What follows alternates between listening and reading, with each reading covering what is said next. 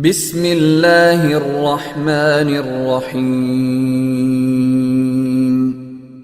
Keluangan waktu sehingga kita bisa duduk di sini. Semoga Allah Subhanahu wa taala memberkahi setiap langkah kita, memberkahi setiap usaha yang kita lakukan sehingga kita bisa duduk di sini. Kemudian salawat serta salam kita berikan kepada Nabi Muhammad sallallahu alaihi wasallam, kepada keluarganya, kepada para sahabat serta kaum mukminin yang senantiasa mengikuti sunnah-sunnahnya sampai hari kiamat. Nah, ma'asyiral ikhwah, kita melanjutkan kajian kita yaitu Sirah An-Nabawiyah atau Fiqh Sirah, Fiqh Sirah. Sampai dengan pembahasan yang keempat yaitu tentang radha'atuhu sallallahu alaihi wasallam. Bagaimana Nabi sallallahu alaihi wasallam dipersusukan kepada wanita-wanita selain dari ibundanya. Ya. Di sini Syekh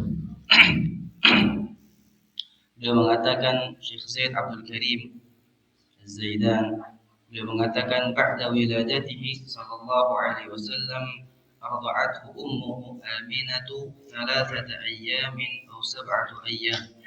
Setelah beliau dilahirkan, beliau disusui oleh ibunya Aminah kurang lebih 3 hari atau 7 hari. Ya, 7 hari atau lebih daripada itu, 3 hari atau 7 hari. Wa kanat hadinatuhu Ummu Aiman Barakatul Habasyiyah. Kemudian setelah itu setelah 7 hari beliau disusui oleh Ummu Aiman. Kemudian setelah itu lagi arda'athu Thuwaibah. Beliau disusui oleh seorang perempuan bernama Thuwaibah maulatu Abi Lahabin. Maulatu Abi Lahab ayyaman. Kemudian setelah Ummu Aiman, beliau dipersusukan atau disusui oleh seorang perempuan bernama Thuwaibah, dan Thuwaibah ini adalah bekas budaknya siapa?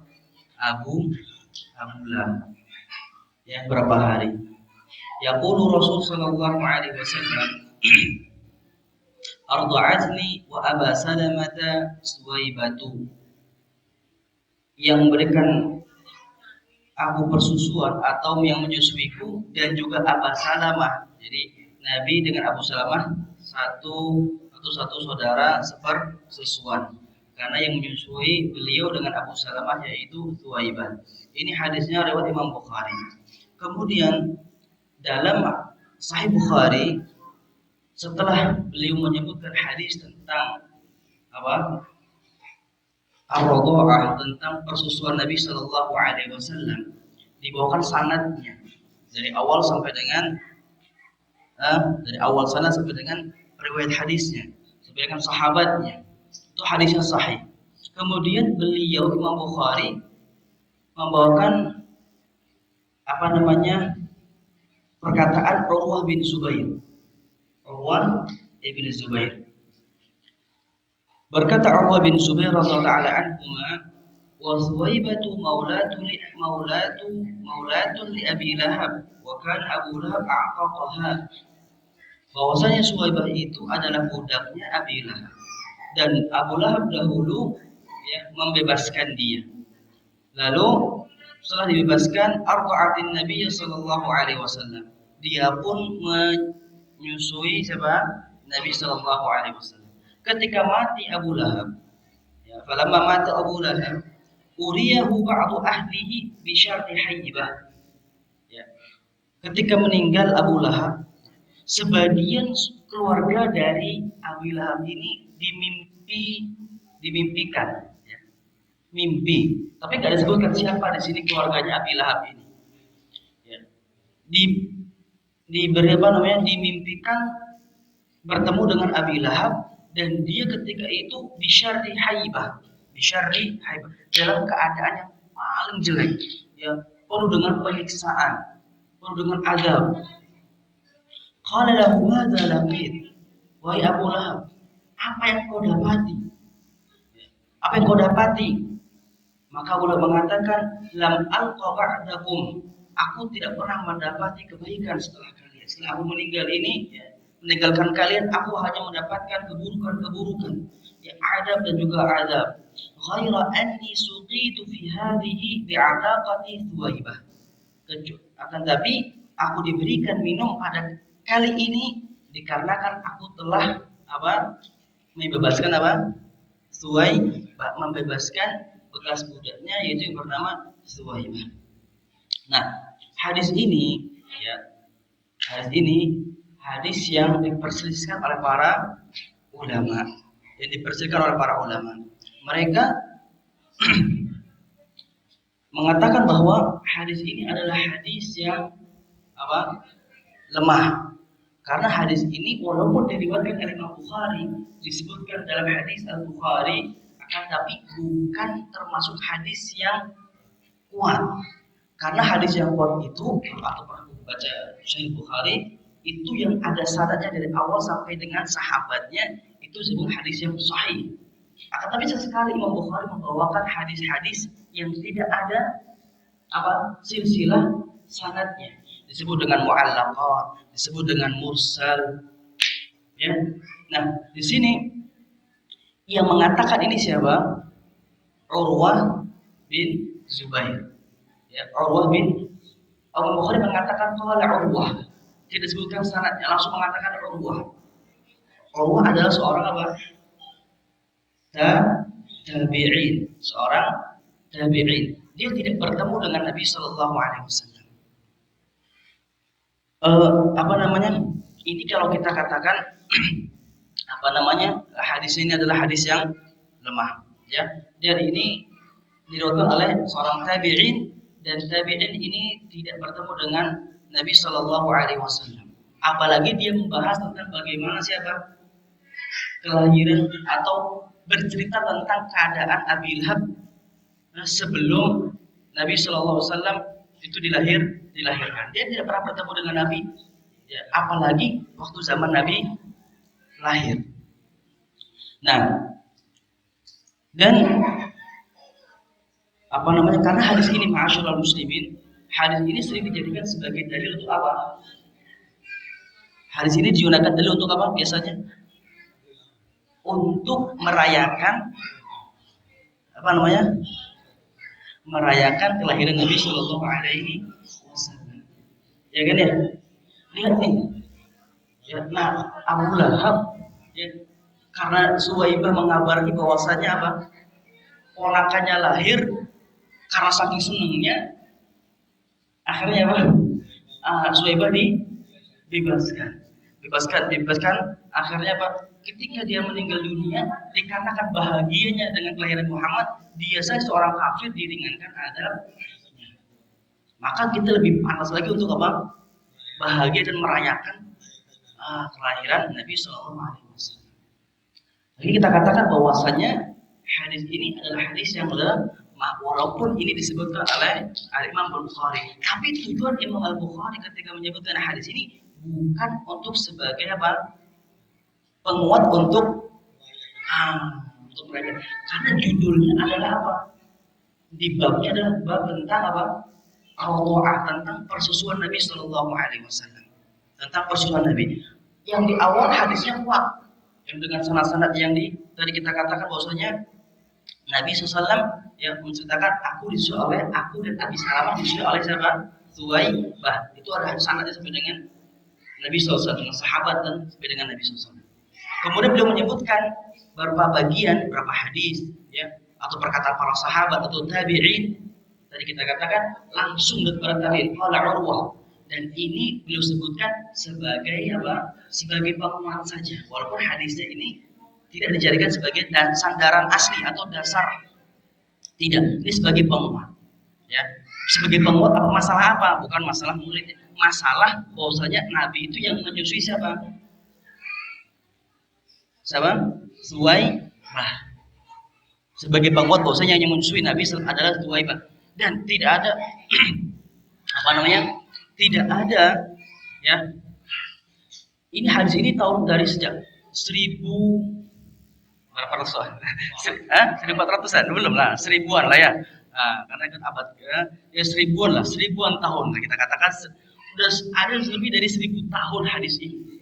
Dan tidak pernah ada satu ulama pun yang menggunakan hadis ini untuk sebagai dalil apa?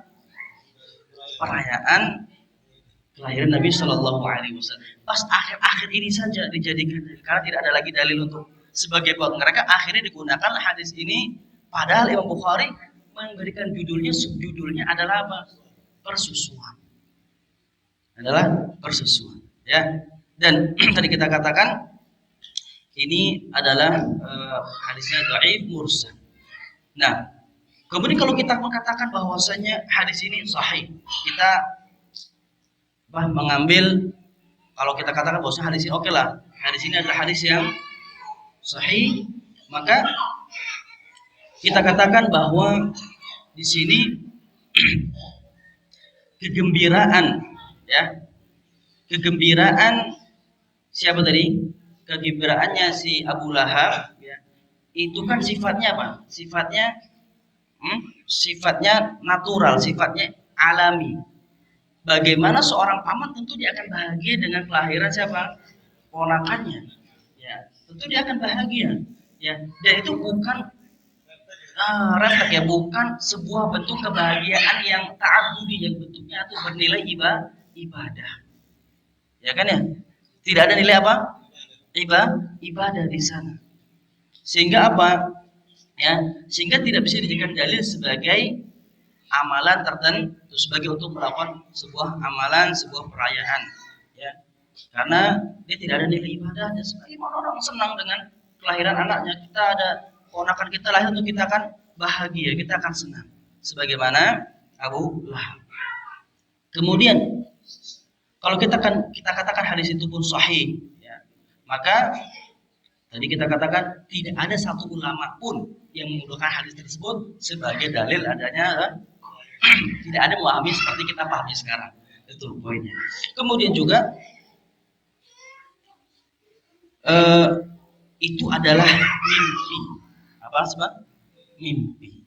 Dan mimpi itu tidak pernah dalam literatur Islam yang digunakan sebagai dalil.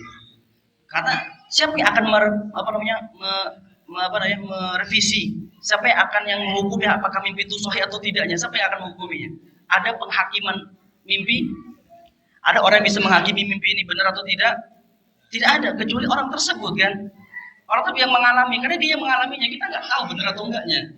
Maka tidak pernah para ulama mengatakan bahwa sebuah mimpi itu bisa dijadikan sebuah hujah. Tidak ada. Ya, mimpi tidak bisa dijadikan sebuah hujah. Kemudian juga ketika Abu Lahab diringankan adabnya dikarenakan memberikan gembira dan membebaskan Suwaibah tadi, kita katakan ini berselisih atau bertentangan dengan ayat Al-Qur'an. Bertentangan dengan ayat Al-Qur'an yang menjelaskan bahwasanya tidak mungkin seorang orang kafir itu diringankan azabnya. La yuqda 'alaihim fayamutu wa la yukhaffafu 'anhum min 'adzabiha. Kadzalika najzi kulla kafur. Allah mengatakan orang yang sudah di neraka mereka tidak akan pernah dimatikan. Mati kemudian istirahat, tidak. Terus mati dihidupin kan gitu ya. Wa la yukhaffafu 'anhum min 'adzabiha, dan juga tidak akan pernah diringankan azabnya. Ini bertentangan dengan dalil Al-Qur'an. Ya. Kemudian juga berdasarkan dalil dengan hadis Nabi yang lebih sahih daripada hadis ini. Yaitu apa? Hadisnya yang diriwayatkan Imam Muslim dari Aisyah radhiyallahu anha. Ketika Aisyah mengatakan bahwasanya Ibnu Jud'an kana fil jahiliyah, kata Aisyah, ya Rasulullah, Ibnu Jud'an kana fil jahiliyati yasilur rahim. Dia itu Ibnu Jud'an dulu zaman jahiliyah, dia itu suka menyambung tali silaturahim, wa yut'imul miskin, memberi makan orang miskin, ya, memberi makan anak yatim. Fahal dzalika nafi'u? Apakah itu bisa memberikan manfaat bagi dia? Qala la. Tidak bisa. Nah, karena dia tidak pernah lam yakun yauman yaqul rabbi ighfir li khati'ati yaumaddin. Karena dia tidak pernah mengatakan suatu hari mengatakan ya Rabb, wahai Rabb, ampunilah dosa-dosaku. Maksudnya apa? Dia tidak pernah beriman kepada Allah Subhanahu wa taala. Jelas? Ya. Maka ini bertentangan. Walaupun ada sebagian para ulama mengatakan bahwa sebagaimana Ibnu Hajar juga Imam Al-Baihaqi, beliau mengatakan bahwa bisa jadi dia diringankan sebagaimana dalam hadis yang sahih, sebagaimana Abu Thalib diringankan adabnya karena syafaatnya siapa? Nabi Muhammad SAW, yang awalnya harusnya di kerak-kerak bawah, ya, karena syafaatnya Nabi SAW, karena kebaikan-kebaikan yang Abu Thalib lakukan dalam menusrah, menolong, ya. Bahkan beliau sampai bermusuhan dengan kabilah Quraisy, ya. Dipasang dada untuk ponakannya Nabi Muhammad SAW, berani mati untuk ponakannya, sehingga dengan itu Nabi SAW meminta, ya, diringankan azabnya. Ya, itu pun cuma diringankan. Gimana seringan-ringannya Abu Thalib? Pakai sendal, pakai dari api neraka, fayagli dimahuhu. Ya, otaknya mendidih. Nah, bisa jadi itu, tapi harus apa? Harus kita dapati cerita tersebut atau kita dapati kabar tersebut dari hadis yang sahih. Harus kita dapati hadis yang sahih tentang keringanan seseorang orang orang kafir dari hadis yang sahih. Tidak bisa kita orang kafir, harus dari hadis yang sahih bahwa saya fulan itu memang diringankan adabnya, karena dalam Quran apa? Allah tidak akan meringankan adabnya. Walaupun ada kita katakan ada juga para ulama memang yang berpendapat seperti itu. Imam Al-Baihaqi, ya, secara umum, ya, secara umum seluruh orang kafir walaupun dia tidak beriman, tapi kalau dia berbuat kebaikan pada di dunia, karena Allah itu Maha Adil, dia tetap di neraka, nggak mungkin pindah ke surga, nggak mungkin. Cuman tetap ya, tapi diringankan, beda dengan orang kafir yang tidak pernah berbuat kebaikan, gitu. Maksudnya antar orang kafir aja dibedakan karena Allah Maha Adil. Tapi intinya mereka tidak akan pernah keluar dari neraka. Oke, jadi hadis tadi kalau kita katakan awalnya kita katakan hadis tadi adalah hadis yang lemah, ya, karena dia adalah hadis yang mursal, ya. Kemudian kalau kita katakan hadis itu sahih, maka kita katakan bahwa pemahaman dengan pemahaman yang kita pahami bahwa itu sebagai dalil untuk merayakan, maka tidak pernah para ulama satupun yang menggunakan hadis tersebut untuk merayakan. Kemudian kegembiraan Abu Lahab adalah kegembiraan yang sifatnya alami. Dan juga terjadi perselisihan sebenarnya, ya. Tadi kan dikatakan bahwa ketika dia bahagia dengan kelahiran Nabi langsung dibebaskan. Ada itu nggak sepakat juga. Tidak semua ahli sirah sepakat bahwasanya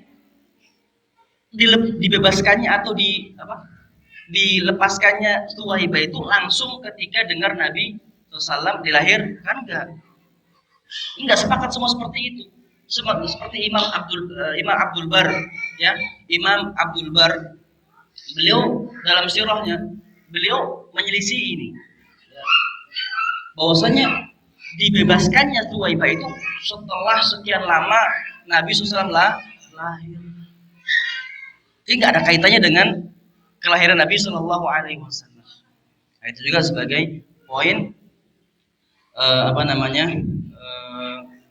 berkaitan dengan rodoah Nabi SAW yang dari Thuwaibah tadi, ya. Dari itu adalah mimpi dan mimpi tidak bisa dijadikan dari. Nah, kemudian setelah dari Thuwaibah, ya, disusui oleh Thuwaibah, qadimat majmu'atun minan nisa'i yabhasna 'anil atfal. Ada berapa, ya, kumpulan perempuan dari Badiyah, dari mana? Dari pelosok kampung Mekah, ya. Dari Badui, ya. Dari Badui. Dan mereka itu mencari anak-anak untuk disusui. Mereka itu kayak merantau ke kota, ya. Mereka itu dari Badiyah. Mereka itu merantau ke kota, perempuan ini nyari anak yang mau dipersusui, mau jadi anak persusuannya, gitu. Ya. Kenapa? Ya karena di Baduy sana, ya, di kampung sana itu mereka sedang terjadi paceklik rata-rata. Ya susah makan, susah minum. Akhirnya mereka mencari mencari harta lah, mencari rezeki. Ya, mereka ke Mekah karena Mekah kan kota besar ya, berlalu lalang manusia. Maka mereka ke sana mencari anak-anak yang bisa karena juga sudah seperti apa? Seperti kebiasaan orang Mekah. Ya, mereka tuh anak lahir, kemudian dicarikan ibu persusuannya ke daerah-daerah, ke kampung-kampung. Nah, mereka menjemput, mereka nggak nunggu orang Mekah datang ke mereka, tapi mereka sendiri yang karena lagi susah, mereka itu pergi ke Mekah mencari anak-anak yang untuk disusui tadi. Nah, minhunna Halimatus Sa'diyah, di antaranya ada yang bernama Halimah Sa'diyah, ya, radhiyallahu taala anha.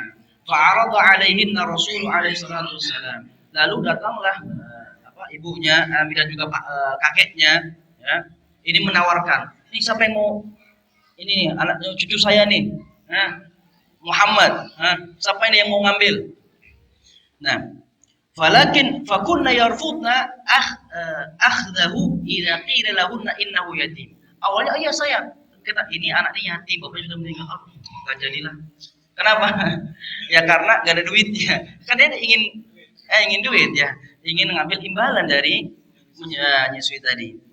Nah, innahu yatim. Walamma lam tajid radhiyallahu ta'ala anha tiflan ta'khudhuhu fi hin wajadat jami'un nisa'i atfalan adat Halimah. Ketika Halimah ya, tidak mendapati ya, anak untuk disusui kecuali siapa? Nabi Shallallahu Alaihi Wasallam. Yang lainnya dapat semua.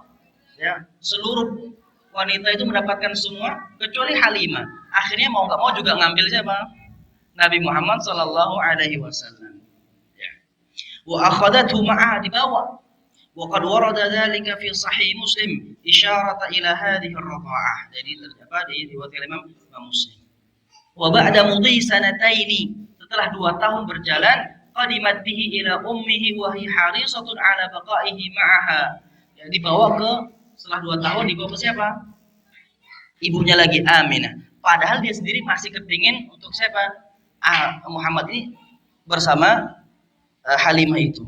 Masih keinginannya masih kuat. Nah, lima yarawna fihi min. Kenapa sih kok berat untuk menyerahkan Nabi Muhammad kepada ibunya? Ya, bahkan meminta kalau bisa kasihkan ke saya lagi lah, nambah. Ya. Kenapa? Karena Halimah dan keluarganya yang melihat keberkahan yang mereka rasakan di tengah-tengah keluarga mereka, dari rezekinya, dari usahanya dilancarkan dan seterusnya. Setelah Nabi Muhammad tinggal bersama mereka, ya terdapat keberkahan. Falam tazal biha hatta wafaqat ala raddihi ma'a. Dibujuk-bujuk, akhirnya Aminah pun memberikan Nabi Muhammad SAW kepada Halimah. Wa qissatu radha'ihi masyhurah fi kutub as-sirah, dan ini kisah ini masyhur di kitab-kitab sirah. Ya. Kemudian ada hikmah-hikmah, ya. Ada hikmah. Kenapa sih Nabi Shallallahu Alaihi Wasallam itu dikirim atau dipersusukan di Al-Badiyah, di perkampungan Mekah? Ya. Karena memang ini sudah menjadi kebiasaan orang-orang Quraisy. Apa sih hikmahnya?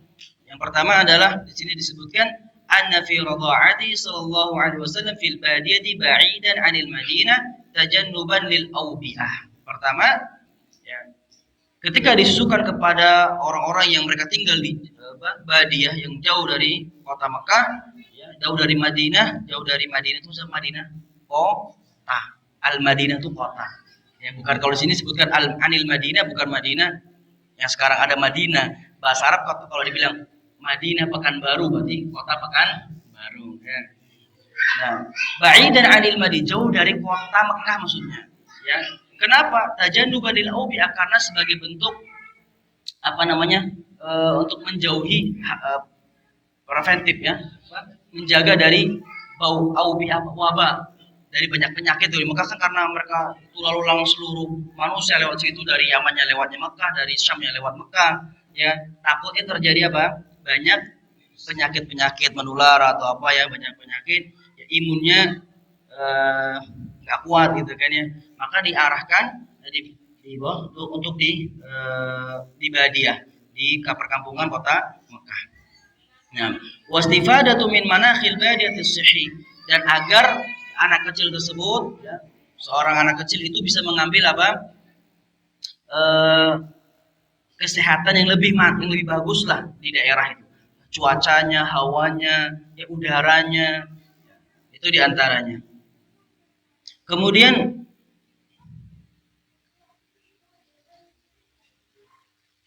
yang kedua, atau di sini beliau mengatakan Syekh Zaid, ini juga bisa kita ambil faedah di sini, bahwasanya kalau bisa kita sekali sama anak-anak itu kita bawa kemana Pak? Bawa jalan-jalan ke tempat yang banyak kebun-kebunnya, ya, yang udaranya masih fresh, masih alami. Sebagaimana Nabi SAW ini diajak ke Baduy sana kan, yang nggak banyak hiruk pikuk, banyak asap knalpot, ya, perkampungan yang alam, yang asri. Nah, itu masya Allah. Ya, sekali-kali dibawa anak kita ke sana, yang mana Siambol atau ke Sumbar sana kan, lebih alami, yang nggak banyak hiruk pikuk atau udara yang polusi yang seperti ini. Nah, yang kedua, inna fi khuruji haula'il atfal ila al-badiyati ta'widan lahum 'ala an-nutqi salimi lil lughati al-arabiyyah. Kemudian yang kedua adalah agar anak-anak itu yang mereka pergi ke kampung-kampung jauh dari kota Mekah, mereka terbiasa untuk mengucapkan bahasa yang apa? Yang baik, bahasa yang benar, bahasa yang salim, yang fasih, ya, bukan bahasa yang tercampur bahasa, tidak. Karena di kota Mekah kan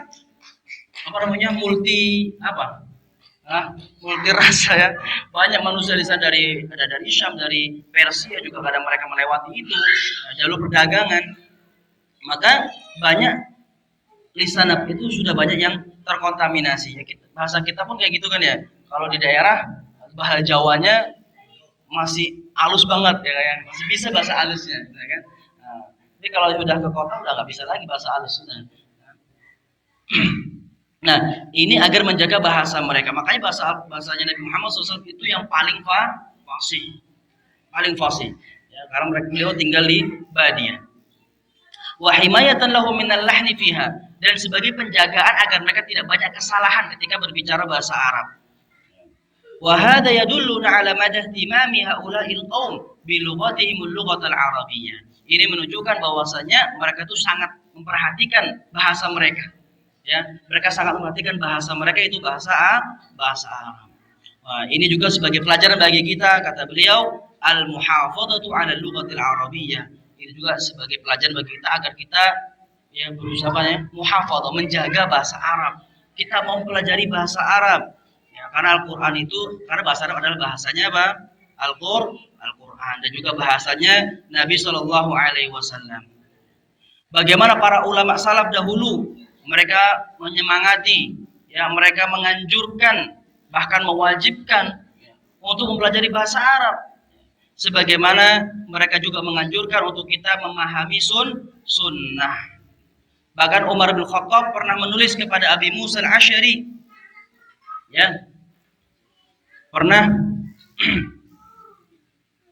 Umar bin Khattab pernah menulis kepada Abi Musa al-Asy'ari, berkata, amma ba'd fatafaqahu fi sunnah wa tafaqahu fil arabiyyah wa 'aribul Qur'an.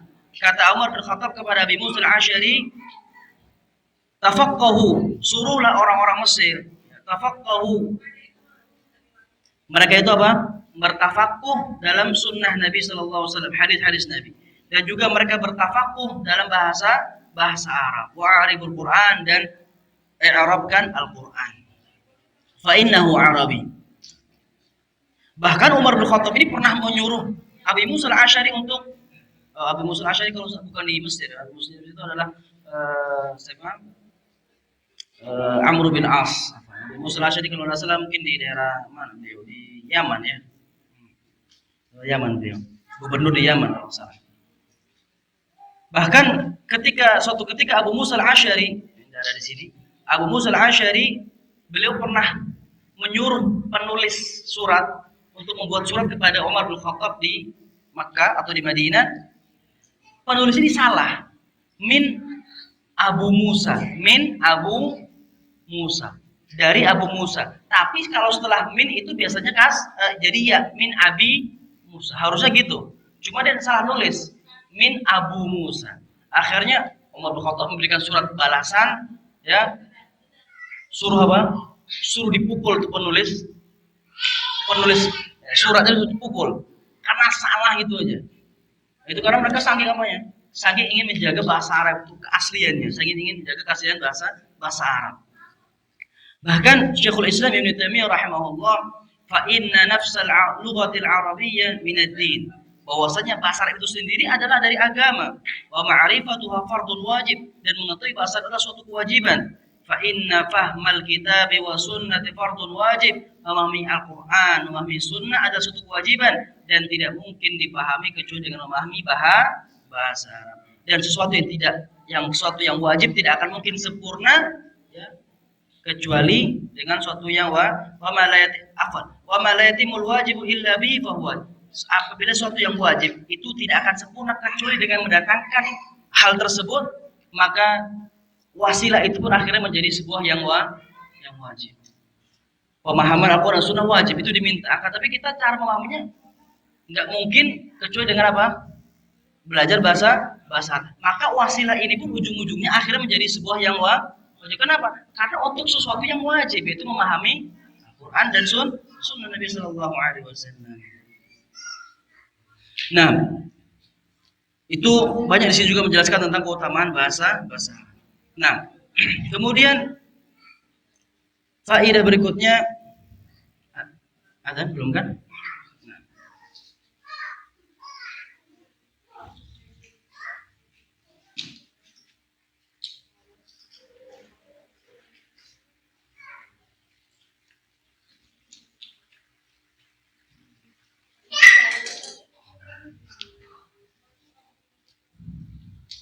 Ya, perhatikan kejadian yang terjadi kepada siapa ini? Halimah, ya. Ketika ya antum coba apa perasaan beliau ketika apa tadi? Dari jauh, dari Badia datang ke Mekah cari anak, ya. Ternyata udah mondar-mandir tidak ada seorang anak yang diculik kecuali siapa? Nabi Muhammad yang dia dalam keadaan yatim. Tentu dia akan sebenarnya awalnya apa? Ragu ya kan ya? Awalnya ragu. Akan tapi ya, apa di sini beliau tetap apa? Tetap mengambil Nabi kita Muhammad SAW sebagai anak persusuannya. Nah, ini kata beliau, wa ma aktsaru ma nuwajihu nahnu mithla hadhihi al-mawaqif fi hayatina al-yawmiyah. Ini juga sering kita dapati karena kita ingin dalam mendapatkan sesuatu yang kita inginkan ternyata enggak sesuai dengan apa Pak? Ekspektasi kita kan ya gitu ya. Yang sebenarnya harapkan sama dengan Halimah itu. Awalnya pengen ya mungkin dari kampungnya udah berharap dapat anaknya orang kaya gitu ya. Nah, banyak duitnya. Ya. Sampai di Mekah karena modal-modal sini ternyata yang didapatkan hanyalah seorang anak yang yatim.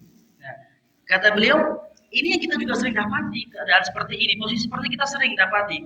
Nah, nulihu ala talabin amrin wa nahnu la nadri ainal khair. Karena kita mengharapkan sesuatu, ya, tapi kita ternyata tidak tahu yang mana yang baik untuk kita. Kita pengennya ini ternyata Allah SWT ingin kebaikan bukan di satu sisi ini, ternyata dari jalan yang lainnya. Nah, wa hadza yudzakkiruna biqaulillahi ta'ala, ini mengingatkan kita kepada firman Allah yang berbunyi fa'asa an takrahu syai'an wa yaj'alallahu fihi khairan katsira. Ya, Allah mengatakan bisa jadi kamu benci sesuatu tapi ternyata Allah menjadikan di dalam hal tersebut yang kau benci tadi kebaikan yang banyak. Kan gitu. Kadang-kadang kita mungkin mendapatkan hari ini pendapatan yang mungkin bagi kita kayaknya kok sedikit, kita nggak senang. Tapi ternyata Allah di sana ada kebaikan yang baik. Mungkin kita dengan harta yang sedikit hari ini ternyata kita diselamatkan dari sebuah yang musibah yang mungkin harusnya mengenai kita, mungkin kita nggak tahu. Ya. Atau anak kita, alhamdulillah sehat, Ya, mungkin orang ini mendapatkan untung hari ini sekian juta, tapi ternyata langsung masuk ke rumah sakit, misalnya ada yang sakit, itu sama juga. Ya, ya kita kebaikan itu yang dipilih oleh Allah Subhanahu wa taala. Ya, fa asa an takrahu syai'an wa ja'allahu fi khairin katsira. Allah juga mengatakan wa asa an takrahu syai'an wa huwa khairul lakum. Ya, wa asa an takrahu syai'an wa huwa khairul lakum. Bisa jadi kamu membenci sesuatu dan itu sebenarnya lebih baik bagi kalian. Karena kita dimutasi ya apa? Dimutasi, Pak. Dipindahkan jabatan dan seterusnya. Kita sabar. Sebab Allah SWT ingin kita kebaikan di sana. Ya, seperti itu. Ya kita sebenarnya harus husnudzan dengan segala yang diberikan oleh Allah Subhanahu Wa Taala kepada kita. Ya. Insya Allah akan datangkan kebaikan-kebaikan. Ya. Tapi kalau kita dari awal sudah suudzon, kata Allah SWT, "Ana inda dhanni 'abdi bi." Aku sesuai dengan apa yang disangkakan oleh hamba. Kalau kita bersangka baik, insya Allah SWT akan memberikan kebaikan-kebaikan kepada kita. Allah Ibn Mas'ud pernah mengatakan, "Innal 'abda la yahimma bil amri min at-tijarati wal imarati hatta yussira lah. Fa yanzuru Allah ilaihi fa yaqulu lil malaika isrifuhu an fa inni yassartuhu lahu an adkhaltuhu an-nar. Fa yasrifuhu Allah an fa yadhallu yatatayyar yaqulu sabaqani fulan dahani fulan wa ma huwa illa fadlullah azza wa jalla."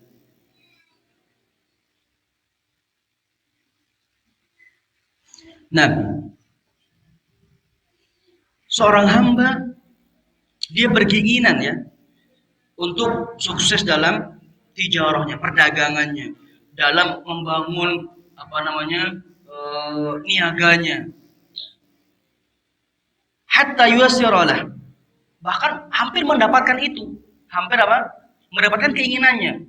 Perdagangannya hampir sukses, ya. Dan perniagannya hampir sukses, semuanya hampir sukses. Ternyata Allah Subhanahu wa taala melihat kepada hamba tersebut, lalu dia mengatakan kepada malaikat, isrifuhu an. Palingkan semua kekayaan-kekayaan tadi. Palingkan semua perniagaannya. Ya. Jangan sampai dia menjadi orang yang sebagaimana dia inginkan menjadi orang yang sukses dalam posisi tersebut. Fa inni in yassartuhu adkhaltu lahu nar. Karena jika aku mudahkan orang tersebut untuk mendapatkan itu, maka aku akan masukkan dia ke dalam neraka. Ya. Ternyata Allah SWT menginginkan, ya. Karena siapa tahu kalau kita mungkin dapatkan keinginan kita mendapatkan kekayaan tadi, ternyata malah membuat kita lupa, ya, jatuh ya, kepada kemaksiatan, lupa kepada ketaatan kepada Allah Subhanahu wa taala. Lalu Allah Subhanahu wa taala kata di sini fayasrifuhu Allahu an, maka Allah memalingkan dia dari hal tersebut.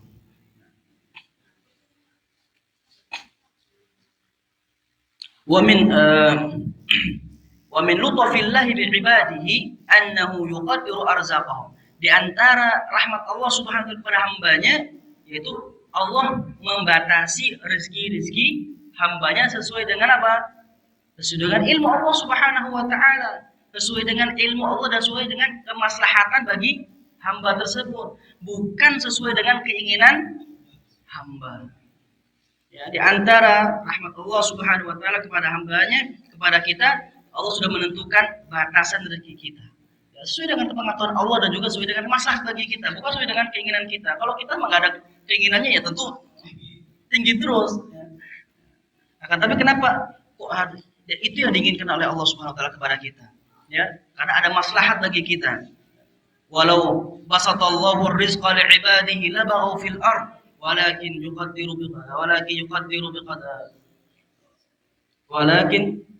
biqadarin ma yasha.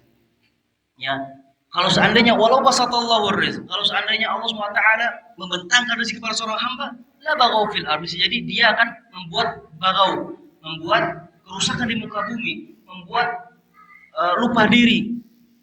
Akan tapi Allah SWT setiap hamba itu sudah ditakdirkan masing-masing rezekinya. Nah, tapi ternyata Halimah Masya Allah ya, wa kam minal khairi tahaqqaqa li Halimah as-Sa'diyah, karena dia ridha berapa kebaikan yang ia dapatkan. Li sarfil atfali anha wa tawjihan nahwa hadha at-tifl yatim alladhi fi khayriha wa khayru qawmiha abad ad-dahr.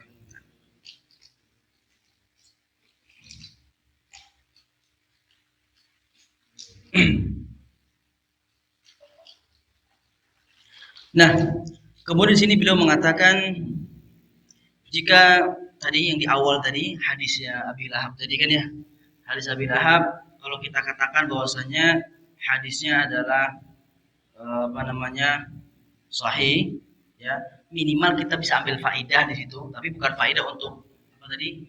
Nah, mulainya faidahnya adalah apa? Faidahnya jika seandainya ya Nabi Shallallahu Alaihi Wasallam atau Abu Lahab tadi dia musyrik ya, tapi karena dia mencintai Nabi Shallallahu Alaihi Wasallam ya, walaupun Abu Lahab masya Allah apanya itu permusuhannya ya, permusuhan kepada siapa? Nabi Muhammad SAW kepada keponakannya. Ya. Tapi karena cintanya kepada Muhammad, dia diringankan, apa diberi minum. Ya. Maka bagaimana seorang hamba yang Muslim, yang jujur, yang benar-benar tulus kecintaannya kepada Nabi Muhammad SAW, yang benar-benar mengikuti ajarannya, sunnah-sunnahnya sampai hari kiamat. Kira-kira antum akan mendapatkan apa? Tentu lebih baik daripada Abu Lahab cuma seminum, ya kan ya? Dan kita yang mengikuti sunnah Nabi Sallallahu Alaihi Wasallam dan mengikuti ajarannya, pasti kita akan lebih berat untuk mendapatkan kebaikan nanti di hari kiamat. Ya kan? Amin insya Allah. Nah, bahkan Nabi SAW mengatakan, la yu'minu ahadukum hatta akuna ahabba ilaihi min waladihi wa walidihi wan nasi ajma'in. Tidaklah seorang mukmin, ya, tidaklah dikatakan kayak itu seorang mukmin sampai aku lebih dicintai, ya, olehnya daripada anaknya, daripada ayahnya, dan juga manusia seluruhnya. Kita tentu akan lebih mencintai Nabi Muhammad Sallallahu Alaihi Wasallam. Fidaan ya sebagai tebusan diri kita juga seluruh manusia menjadi tebusan kita untuk mencintai Nabi Sallallahu Alaihi Wasallam. Nah kalau kita tulus mencintai Nabi Sallam dengan mengikuti ajarannya, sunnah-sunnahnya, maka lebih pantas kita untuk mendapatkan ya pertolongan dan juga syafaat Nabi besar Muhammad Sallallahu Alaihi Wasallam. Insyaallah kita lanjutkan selepas salat. Nah, ada selepas salat? Nah, adan? Nah, udah waktu adan. Waktu berapa ini? Nah, sudah deh, insyaallah.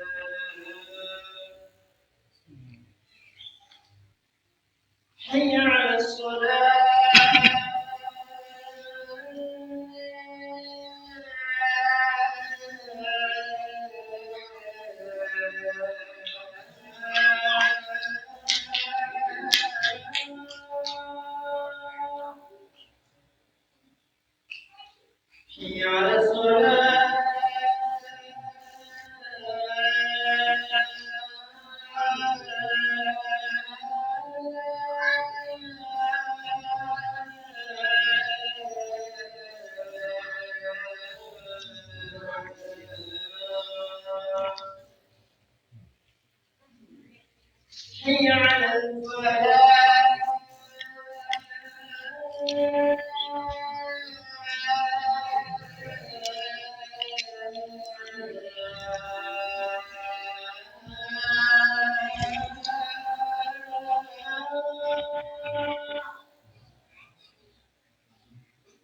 حي على الفلاح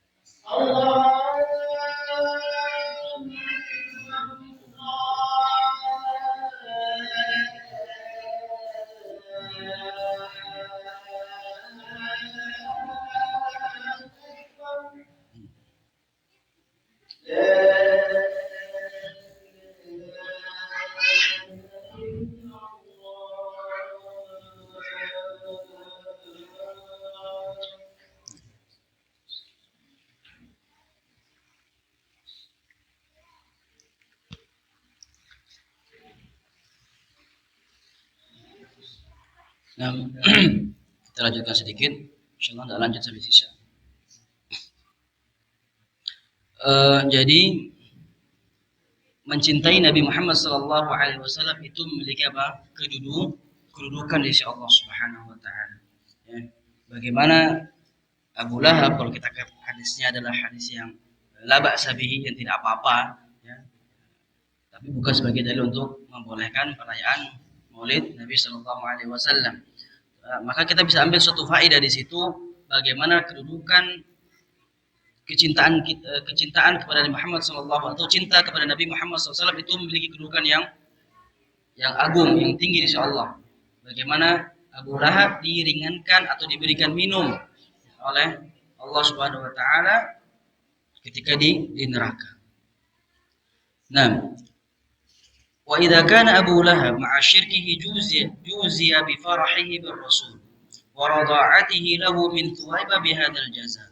Kalau seandainya Abu Lahab dengan kesyirikannya dia diberikan balasan karena sebab kecintaan dia, bahagianya ya dengan kelahiran Rasul, dan dia memberikan Thuwaibah sebagai ibu persusuannya dengan balasan yang begitu besar, yaitu dengan apa? Diberi minum di neraka tadi. Itu enggak jarang-jarang, enggak ada orang di neraka dikasih minum. Kalau minumnya adalah nana, ya kan? Fa kaifa yakunu jazaa'ul muhibbu lahu? Jazaa'ul muhibbi lahu al-muqtafi atharahu. Lalu bagaimana balasan orang yang benar-benar tulus cinta kepada Nabi Muhammad SAW, yang benar-benar mengikuti atharnya, mengikuti apa namanya? Habis.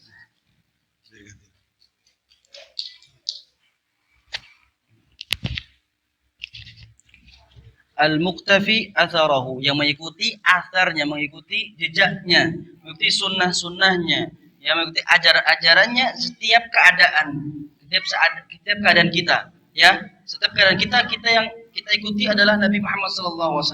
Maka tentu balasannya ya, lebih besar. Lebih besar seorang muslim mengikuti dan juga cinta kepada Muhammad SAW dengan tulus. Allahumma inni uhibbu rasulak, ya Allah, sungguhnya aku, kita semua di sini mencintai Rasulmu, yaitu besar Muhammad sallallahu alaihi wasallam, wa nas'aluka an tuwaffiqana liqtifai athari. Ya Allah, kita memohon kepadamu engkau memberikan kepada kita taufik untuk selalu mengikuti ajarannya dan mengikuti sunnah-sunnahnya. Dan semoga Allah Subhanahu wa taala mengumpulkan kita semua di bawah komando Nabi besar Muhammad SAW di hari kiamat. Wa walidi wa dzurriyyati wal muslimina ajma'in. Kemudian faedah yang berikutnya, berkata Syekh Abdul Rahman As-Saqali, likulli insanin min ismihi nasibun. Setiap orang itu memiliki bagian dari namanya. Memiliki bagian dari namanya, ya. Namanya itu memberikan sebuah arti dalam kehidupannya. Hadza fil ashkhas wa kadzalika fi ghairiha. Dan ini nama manusia ataupun selainnya. Kadang-kadang kita kasih nama toko kan mesti apa? Yang baik-baik kan? Podomoro, kan? Agar pada datang maksudnya kan. Ada orang mungkin kasih nama itu apa? Nah, Karena likulli insanin min ismihi nasib. Karena setiap orang itu memiliki bagian dari namanya. Dan nama Rasul sallallahu alaihi wasallam siapa? Muhammad yang terpuji, dan beliau terpuji di sisi Allah, terpuji di sisi malaikatnya, terpuji di sukunya atau di keluarganya, dan juga di kalangan para nabi, dan juga terpuji oleh seluruh penduduk bumi dan langit, ya kan? Kemudian beliau juga nama ibunya siapa? Aminah, yang memberikan keamanan, Aminah. Kemudian yang bidannya, bidannya siapa namanya bidannya kemarin? Asy-Syifa. Nama bidannya siapa? Asy-Syifa, obat. Ya. Ibu dari Abdurrahman ibn Auf. Ya. Kemudian yang menyusuinya siapa? Ada yang pertama tadi Ummu Aiman, atau nama aslinya adalah Barokah. Ummu Aiman tadi nama aslinya adalah Barokah, keberkahan. Masya Allah ya, dari nama-nama yang itu, Masya Allah, keberkahan. Kemudian yang hadinah di sini ya bisa diartikan hadinah itu yang yang gendong-gendong, yang nimang-nimang gitu ya. Yang nimang-nimang itu adalah barokah, penuh dengan keberkahan. Kemudian menyusui Suwaibah. Suwaibah itu kata-kata sawab, pahala, ajar, ya, pahala. Kemudian Halimah itu kata-kata hilm. Halimah as-Sa'diyah. Hilm itu apa? Orang yang sabar, orang yang tidak terburu-buru dalam mengambil keputusan, itu bukan hilm. Halim orangnya. Nah, tenang, ya, disebut dengan Halimah atau Halim. Kemudian Sa'diyah, Halimah dari kabilah Sa'diyah, Sa'ad, bahagia. Ya, kalau kabilah Halimah Sa'diyah, kabilah Sa'ad, maka memberikan apa? Memberikan namanya kebahagiaan, optimisme, ya, memberikan optimisme, sebuah kebahagiaan. Nah, insya Allah sampai di sini ma'asyiral muslimin. Insya Allah pertemuan berikutnya adalah pembelahan dada Nabi Shallallahu Alaihi Wasallam. Maka di sini kita anggap sudah selesai ya, kisah dari radha'ah Nabi Shallallahu Alaihi Wasallam. Nah, jika ada pertanyaan, tafadhol. Jadi satu tema saja. Nah, itu sebenarnya ada di situ Pak saya. Nah, seorang muslim yang mencintai Nabi Shallallahu Alaihi Wasallam dengan tulus.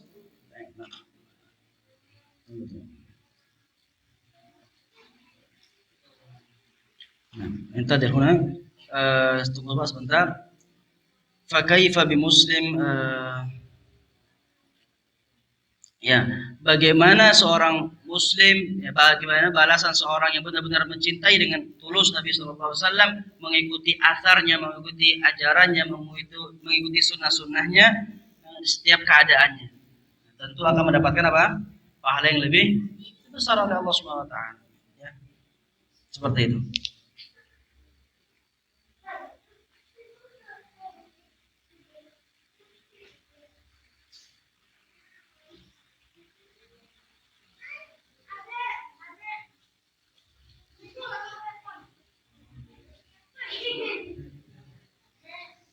Maka kita katakan bahwa poin juga adalah ketika ada orang yang tidak melakukan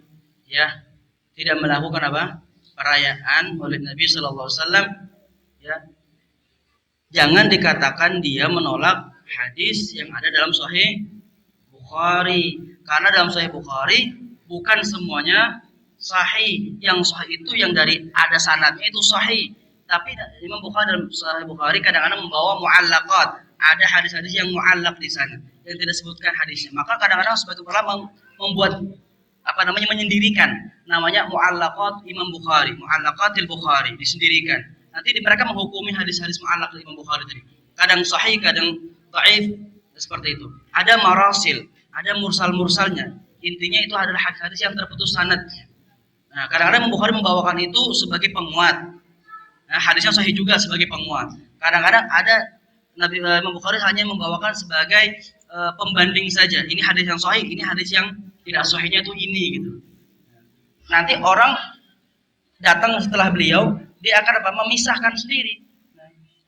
Adapun beliau menyebutkan itu, emang kadang-kadang nggak disebutkan secara ini hadis lemah atau tidaknya.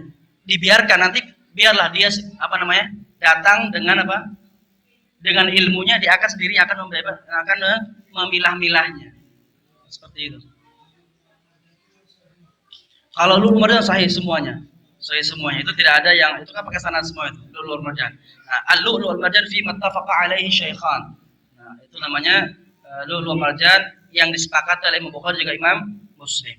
Nah, itu semua sahih. Tapi yang Bukhari saja, ya, Bukhari saja, kadang sahih Bukhari itu setelah hadis sahih, kadang beliau membawakan hadis-hadis yang tidak ada sanadnya, langsung kepada sahabat, langsung kepada tabi'in. Nah, disebut dengan marasil, disebut dengan mu'allaq dan yang lainnya. Ya, kita tidak menghukumi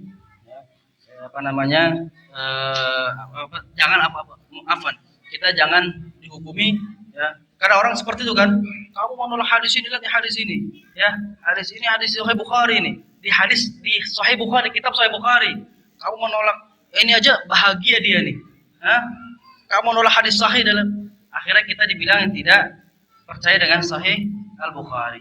Padahal Bukhari tadi bawa juga hadis-hadis yang tidak sahih, ya, sebagai sebagai penguat di bab itu saja gitu loh, penguat di bab itu penyusuan tadi. Dan tidak ada para ulama, saya ulangi, tidak ada para ulama membawakan hadis ini sebagai dalil, tidak ada sama sekali, kecuali di akhir-akhir. Ini agak mulai ramai kan akhir-akhir ini, ya. Sebelum itu tidak pernah membawakan hadis itu sebagai dalil, nggak pernah. Kalau ulama membuat hadis itu sebagai dalil persusuan Nabi SAW disusukan oleh Suwaibah, itu saja, sebagai batas itu sudah selesai, itu saja. Tidak pernah dibahas tentang ini tidak ada, itu sudah selesai. Barakallahu fikum wa naktafi bihadza, kita cukup sampai di sini. Wassalamualaikum warahmatullahi wabarakatuh.